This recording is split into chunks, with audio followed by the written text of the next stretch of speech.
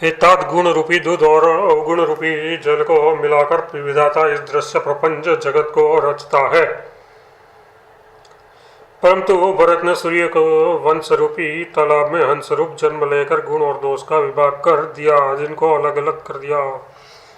गुण रूपी दूध को ग्रहण कर और अवगुण रूपी जल को त्याग कर भरत ने अपने यश से जगत में उजियाला कर दिया है। भरत के गुणशील और स्वभाव को कहते कहते श्री रघुनाथ जी प्रेम समुद्र में मग्न हो गए। श्री रामचंद्र जी की वाणी सुनकर और भरत जी पर उनका प्रेम देखकर समस्त देवता उनकी सराहना करने लगे और कहने लगे कि श्री रामचंद्र जी के समान कृपा के धाम प्रभु और कौन है। यदि जगत में भरत का जन्म न होता तो पृथ्वी पर संपूर्ण धर्मों की धुरी को कौन धारण करता। हे रघुनाथ जी, कवि कुल के लिए अगम, उनकी कल्पना से अतीत भरत जी के गुणों की कथा आपके सिवा और कौन जान सकता है। लक्ष्मण जी, श्री रामचंद्र जी और सीता जी ने देवताओं की वाणी सुनकर अत्यंत सुख पाया, जो वर्णन किया नहीं जा सकता।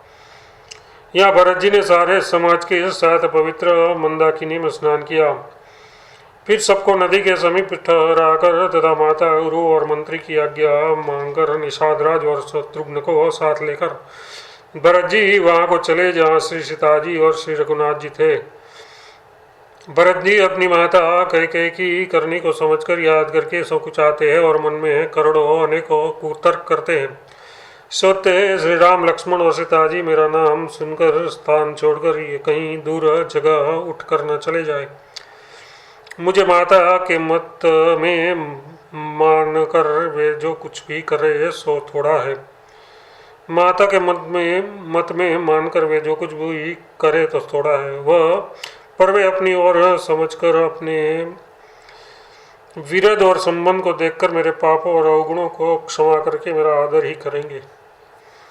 चाहे मलिन मन जानकर मुझे त्याग दे, चाहे अपना सेवक मानकर मेरा सम्मान करे, कुछ भी करे मेरे तो श्री रामचंद्र जी की जुतिया ही शरण है।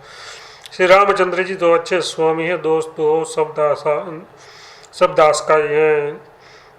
जगत में यश के पात्र तो चातक और मछली ही है, जो अपने में नेम और मंत्र को सदा, नेम और प्रेम को सदा नया बनाए रखने में निपुण है। ऐसा मन में सोचते हुए भरत जी मार्ग में चले जाते हैं। उनके सब अंग संकोच और प्रेम में शिथिल हो रहे हैं। माता की हुई बुराई मानो उन्हें लौटाती है। घर धीरज की दूरी को धारण करने वाले भरत जी भक्ति के बल से चले जाते हैं। जब श्री रघुनाथ जी के स्वभाव को समझते स्मरण करते हैं, तब मार्ग में उन्हें पैर जल्दी जल्दी पड़ने लगते हैं। उस समय भरत की दशा कैसी है? जैसे जल के प्रवाह में जल के भंवरे की गति होती है। भरत जी का सोच और प्रेम देखकर उस समय निषाद विदेह हो गया, देह की शुद्ध बुद्ध भूल गया। मंगल सुकन होने लगे उन्हें सुनकर और विचार कर निषाद कहने लगा, सोच मिटेगा, हर्ष होगा, पर फिर अंत में दुख होगा। भरत जी ने सेवक गुह के सब वचन सत्य जाने और वे श्री आश्रम के समीप जा पहुंचे।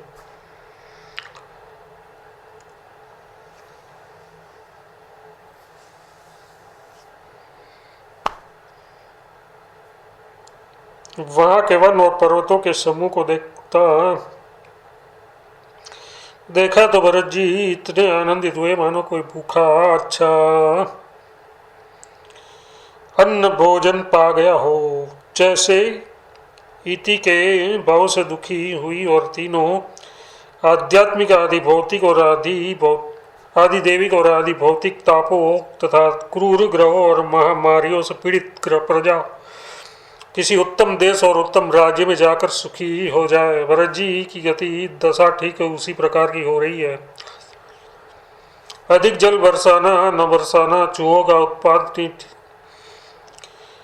टीरिया, तोते और दूसरे राजा की चढ़ाई, खेतों में बाधा देने वाले इन 6 उपद्रव की इति कहते हैं। श्री रामचंद्र जी के निवास से वन की संपत्ति ऐसी सुशोभित है मानो अच्छे राजा को पाकर प्रजा सुखी हो।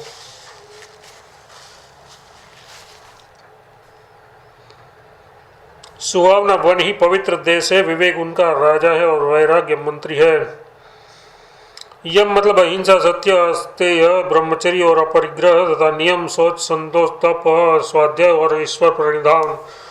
योद्धा है, पर्वत राजधानी है, शांति तथा सुबुद्धि, दो पर सुंदर पवित्र रानियां है। वह श्रेष्ठ राजा, राज्य के सब अंगों से पूर्ण है और श्री रामचंद्र जी के चरणों के आश्रित रहने से उनके चित्त में चाव, आनंद सा उत्साह है। स्वामी अमात्य, सुहद, कोश, राष्ट्र, दुर्ग और सेना राज्य के ये 7 अंग है।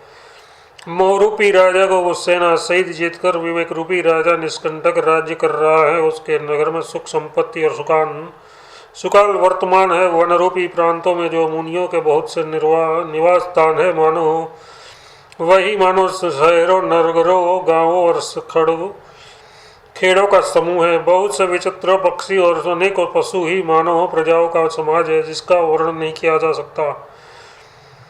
गेंडा, हाथी, सिंह, वाघ, सुअर, भैंस और बैलों को देखकर राजा के साज को सराहते ही बनता है। ये सब आपस का वैर छोड़कर जहाँ तहाँ एक साथ विचरते हैं। ये मानो चतुरंगनी सेना है।